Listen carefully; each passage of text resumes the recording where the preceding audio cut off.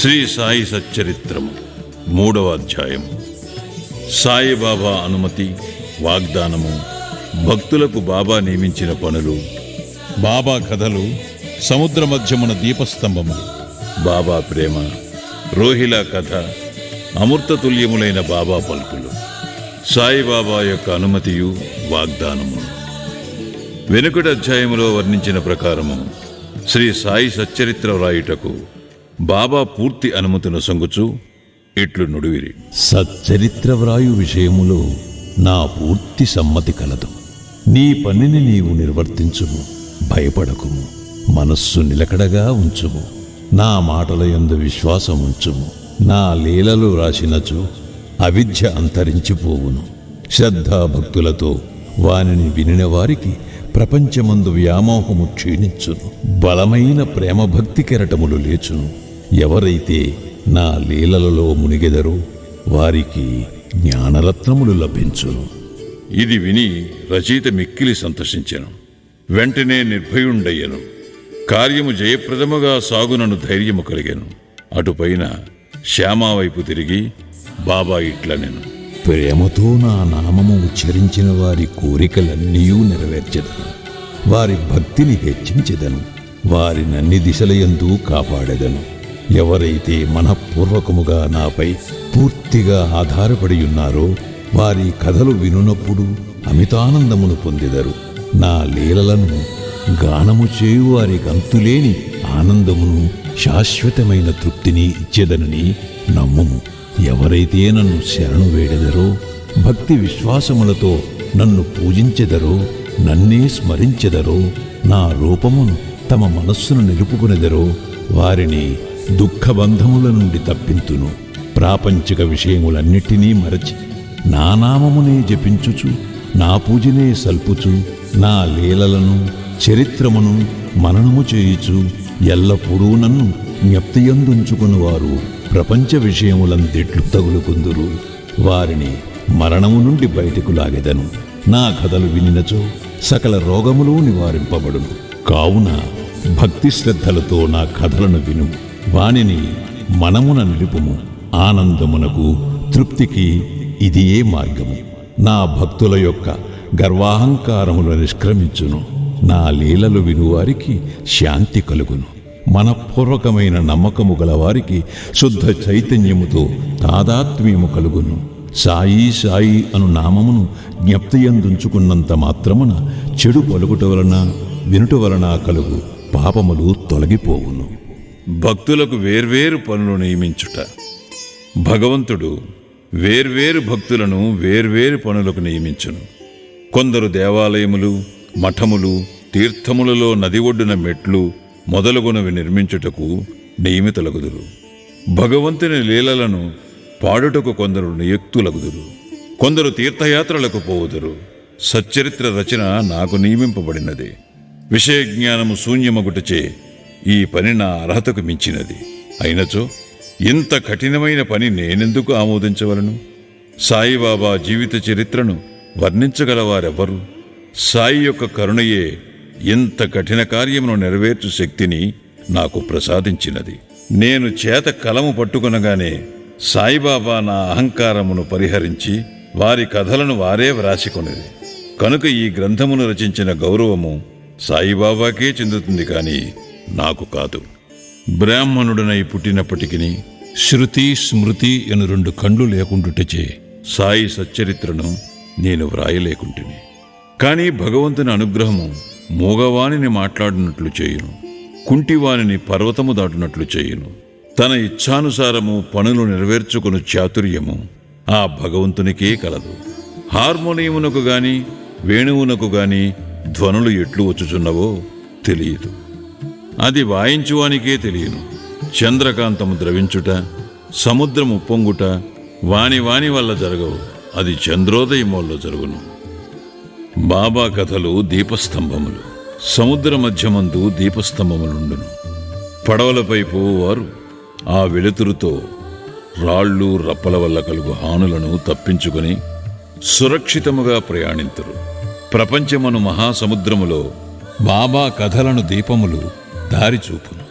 అవి అమృతము కంటే తియ్యగా నుండి ప్రపంచయాత్ర చేయు మార్గమును సులభముగను సుగమముగను చేయును.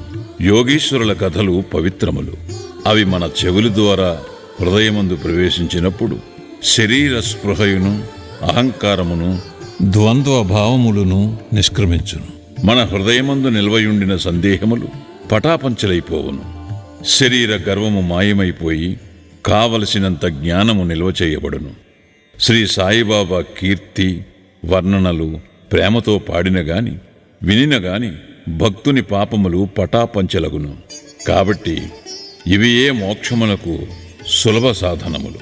కృతయుగములో శమదమములు అనగా నిశ్చల మనస్సు శరీరము, త్రేతాయుగములో యాగము, ద్వాపరయుగములో పూజ, కలియుగములో భగవన్మహిమలను నామములను పాడుట మోక్ష మార్గములు. 4 వర్ణముల వారు ఈ చివరి సాధనమును అవలంబించవచ్చును. తక్కిన సాధనములు అనగా యోగము, యాగము, ధ్యానము, ధారణము అవలంబించుట కష్టతరము. కానీ భగవంతుని కీర్తిని మహిమను పాడుట అతి సులభము. మన మనస్సును మాత్రము అటువైపు త్రిప్పవలెను. భగవత్ కథలను వినుట వలన పాడుట వలన మనకు దేహాభిమానము తొలగిపోవును. అది భక్తులను నిర్మోహులుగా చేసి తుదకు ఆత్మసాక్షాత్కారము పొందినట్లు చేయును. ఈ కారణము చేతనే సాయిబాబా నాకు సహాయపడి నాచే ఈ సచ్చరితామృతమును వ్రాయించాను. భక్తులు దానిని సులభముగా చదువగలరు, వినగలరు. చదువునప్పుడు వినున్నప్పుడు బాబాను ధ్యానించవచ్చును. వారి స్వరూపమును మనస్సునందు మననము చేసుకొనవచ్చును. ఈ ప్రకారముగా గురువునందు తదుపరి భగవంతుని యందు భక్తి కలుగును. తుదకు ప్రపంచమందు విరక్తి పొంది ఆత్మసాక్షాత్కారము సంపాదించగలుగుదుము. సచ్చరితామృతము రాయుట, తయారు చేయుట బాబా యొక్క కటాక్షము చేతనే సిద్ధించినవి. నేను నిమిత్తమాత్రుడుగానే యుంటిని. సాయిబాబా యొక్క మాతృప్రేమ. ఆవు తన దూడనెట్లు ప్రేమించునో అందరికీ తెలిసిన విషయమే. దాని పొదుగెల్లప్పుడూ నిండియే యుండును. దూడకు కావలసినప్పుడెల్లా కుడిచినచో పాలు ధారగా కారును. అలాగుననే బిడ్డకు ఎప్పుడు పాలు కావలనో తల్లి గ్రహించి సకాలమందు పాలిచ్చును. బిడ్డకు గుడ్డలు తొడుగుటయందును అలంకరించుటయందును తల్లి తగిన శ్రద్ధ తీసుకొని సరిగా చేయును. బిడ్డకు ఈ విషయమేమీ తెలియదు. కాని తల్లి తన బిడ్డలు చక్కగా దుస్తులు ధరించి అలంకరింపబడుట చూచి అమితానందము పొందును. తల్లి ప్రేమకు సరిపోల్చదగినదేదీయూ లేదు.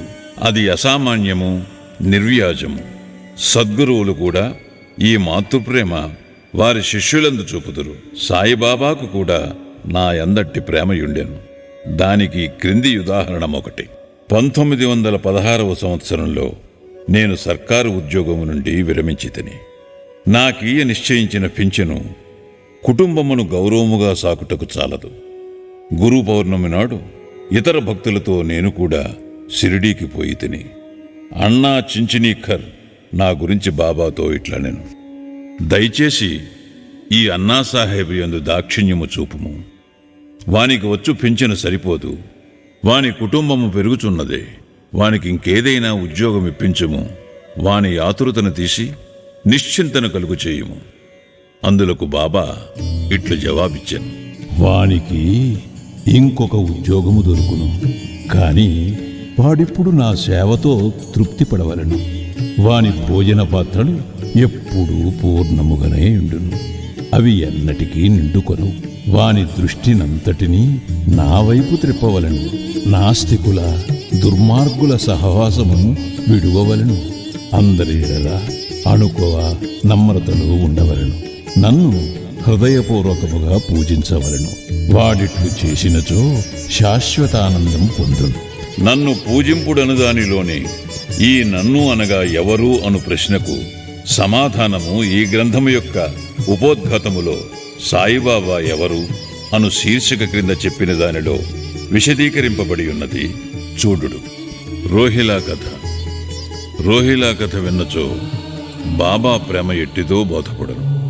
పొడుగాటివాడును, పొడుగైన చొక్కా తొడిగినవాడును, బలవంతుడునగు రోహిలాయుకుడు బాబా కీర్తి విని ఆకర్షితుడై షిరిడీలో స్థిర నివాసము ఏర్పరచుకొనెను. రాత్రింబగళ్ళు ఖురానులోని కల్మాను చదువుచూ అల్లాహో అక్బర్ అని ఆబోతు రంకె వేయునట్లు బిగ్గరగా నరుచుచుండెను. అందువలన పగలంతయూ పొలములో కష్టపడి పనిచేసి ఇంటికి వచ్చిన షిరిడీ ప్రజలకు రాత్రి నిద్రాభంగమును అసౌకర్యమును కలుగుచుండెను. కొన్నాళ్ల వరకు వారు దీనిని ఓర్చుకునిరి. తుదకు ఆ బాధను ఓర్వలేక బాబా వద్దకేగి రోహిలా అరుపులు ఆపమని బ్రతిమాలిరి. బాబా వారి ఫిర్యాదును వినకపోవటయే కాక వారిపై కోపించి వారి పనులు వారు చూచుకొనవలసినదే కాని రోహిలా జోలికి పోవద్దని మందలించిరి. రోహిలాకు ఒక దౌర్భాగ్యపు భార్య గలదనియు, ఆమె గయ్యాలి అనియు, ఆమె వచ్చి రోహిలాను తనను బాధ పెట్టుచున్నదనియు రోహిలా ప్రార్థనలు విని ఆమె ఏమీ చేయలేక ఊరకు యుండుననియు బాబా చెప్పెను. నిజముగా రోహిలాకు భార్యయే లేదు. భార్య అనగా దుర్బుద్ధి అని బాబా భావం. బాబాకు అన్నిటికంటే దైవ ప్రార్థనలయందు మిక్కుటమగు ప్రేమ. అందుచే రోహిలా తరపున వాదించి ఊరిలోని వారి నోపికతో నోర్చుకుని ఆ అసౌకర్యమును సహింపవలసినదనియు అది త్వరలో తగ్గుననియు బాబా బుద్ధి చెప్పెను. బాబా యొక్క అమృతతుల్యమగు పలుకులు. ఒకనాడు మధ్యాహ్నం హారతైన పిమ్మట భక్తులందరూ తమ తమ పసలకు పోవుచుండిరి. అప్పుడు వారికి బాబా ఈ క్రింది చక్కని ఉపదేశమిచ్చిరి. మీరెక్కడ ఉన్నను, ఏమి చేయుచున్నను నాకు తెలియనని బాగుగా జ్ఞాపకముంచుకొనుడు. నేనందరి హృదయముల పాలించువాడను, అందరి హృదయములలో నివసించువాడను. నేను ప్రపంచమందు గల చరాచర జీవకోటిని ఆవరించియున్నాను. ఈ జగత్తును నడిపించువాడను, సూత్రధారిణి నేనే. నేనే జగన్మాతను. త్రిగుణముల సామరస్యమును నేనే. ఇంద్రియ చాలకుడను నేనే. సృష్టి స్థితి లయకారకుడను నేనే. ఎవరైతే తమ దృష్టిని నా వైపు త్రిప్పెదరో వారికి ఏ హాని గాని బాధ కాని కలుగదు. నన్ను మరచిన వారిని మాయ శిక్షించును. పురుగులు, చీమలు తదితర దృశ్యమాన చరాచర జీవకోటి అంతయు నా శరీరమే, నా రూపమే. ఈ చక్కని అమూల్యమైన మాటలు విని వెంటనే నా మనస్సులో ఏ నౌకరీ కొరకు యత్నించక గురుసేవలోనే నిమగ్నమగుటకు నిశ్చయించుకుంటుని. కాని అన్నా చించినీకరు ప్రశ్నకు బాబా చెప్పిన సమాధానము నా మనస్సునందుండెను. అది జరుగునా లేదా అని సందేహము కలుగుచుండెను. భవిష్యత్తులో బాబా పలికిన పలుకులు సత్యములైనవి. నాకొక సర్కారు ఉద్యోగము దొరికెను. కాని అది కొద్ది కాలము వరకే. అటు పిమ్మటి వేరే పని ఏదియూ చేయక శ్రీ సాయి సేవకు నా జీవితమంతయు సమర్పించి తిని. ఈ అధ్యాయమును ముగించబోవు ముందు చదువరులకు నేను చెప్పేదేమనగా, బద్ధకము, నిద్ర, చంచల మనస్సు, దేహాభిమానము మొదలగు వానిని విడిచి వారు తమ యావత్తు దృష్టిని సాయిబాబా కథల వైపు త్రిప్పవలను. వారి ప్రేమ సహజముగా నుండవలను. వారు భక్తి యొక్క రహస్యమును తెలుసుకుందురుగాక. ఇతర మార్గమును అవలంబించి అనవసరముగా అలసిపోవద్దు. అందరూ ఒకే మార్గమును త్రొక్కుదురుగాక, అనగా శ్రీ సాయి కథలను విందురుగాక. ఇది వారి అజ్ఞానమును నశింపచేయును, మోక్షమును సంపాదించి పెట్టును. లోభి ఎక్కడ ఉన్నప్పటికీ వాని మనస్సు తాను పాతిపెట్టిన సుత్తునందేయుండునట్లు బాబాను కూడా ఎల్లరూ తమ హృదయములందు స్థాపించుకుందురుగాక. 3వ అధ్యాయం సంపూర్ణం. సద్గురు శ్రీ సాయినాథార్పణమస్తు. శుభం భవతు.